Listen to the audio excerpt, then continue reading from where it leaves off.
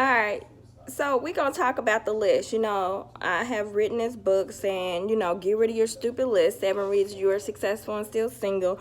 I still talk to women all the time talking about, I'm single and I'm trying to figure out why, and I want this certain type of guy, and why should I get rid of the list?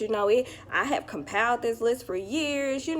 Maybe you have compiled the list for years. You know what I'm saying? I've compiled lists for years, but the thing is, as we get older, our list should change, and the things that we're looking for, as far as, oh man, he has to have 6 figures, he has to have a certain type of car, he got to have a certain type of house or whatever.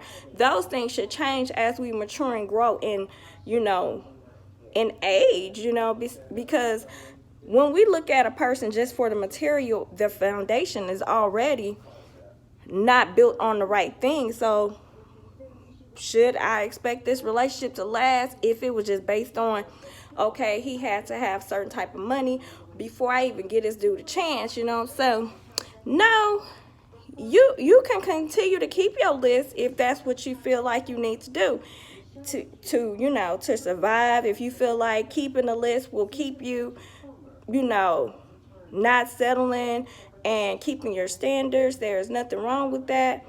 But if you want something you never had, you got to do something you never did. And so what is the definition of insanity, ladies? That's continuing to doing the same thing over and over and expecting a different result. Now, have you been successful keeping a list, or you just don't want to get rid of the list because you feel like, well, I'm here, and if he ain't here, then he ain't it. Have you had success doing that at all? I want to know about your success rate. Like, tell me what is the statistics in keeping this list. You know what I'm saying? Because I have been more successful when it comes to dating. I don't have no problem getting no dude, keeping no dude. I know what I'm supposed to do.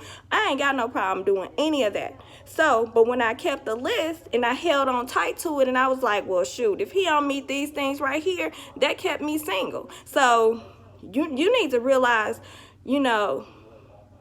your list should be replaced. Okay, so the things that you're looking for that you think you need, those are just things that you might want. But what do you really need? What type of dude do you really need in your life? That's what you need to be looking for. Okay, if you're a single mom, don't you want some dude that's gonna love you and your kids? Ain't that the type of dude you want? Somebody that's gonna be loyal, faithful. You know what I'm saying? Somebody gonna have your back. That's what I'm talking about. When you build your list on material things and things that won't last, things that you can lose a job any day. You know what I'm saying? You can lose income in a day, everything. But you can't lose loyalty. You know what I'm saying? Like, unless you just screw up, you know what I'm saying? The person is just done with you. But somebody that's faithful and got your back, like, that's stuff right there you can't pay for.